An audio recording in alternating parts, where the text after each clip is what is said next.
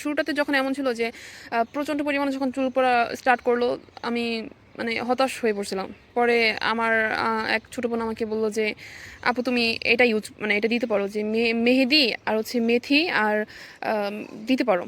তো আমি ওর কথা শোনার পর হচ্ছে দেওয়া শুরু করলাম। ভাই দেওয়া শুরু করার এক মাস, মানে এক মাসের মতো হয়েছে বা 20 দিনের মতো হয়েছে, তারপরেও না আমার চুল কন্টিনিউ পড়তেছিল। মানে আমি বুঝতে পারতেছিলাম না যে আমার মানে অ্যাকচুয়ালি চুল পড়া কমছে কি কমে নাই।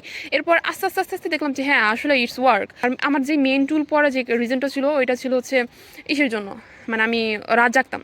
তো আমি রাত জাগা আস্তে আস্তে কমাই ফেলি। আগে যেমন ঘুমাইতাম 3টা 4টা বাজে, এখন 10টা বাজে ঘুমাই পড়ি। আর মাঝে মাঝে একটু লেট হয়ে যায়, সেটা মাঝে মাঝে দিক থেকে ঠিক আছে, বাট মানে আমাদের জেনারেশনের প্রতিটা মানুষেরই এখন হচ্ছে মেন রিজনই হচ্ছে চুল পড়ার এই রাতের বেলা রাত জাগা। সো রাত জাগা আপনি কমে ফেলেন, আপনার চুল পড়া অফ হয়ে যাবে, আপনার স্কিন টোন ভালো থাকবে, স্কিন ভালো থাকবে।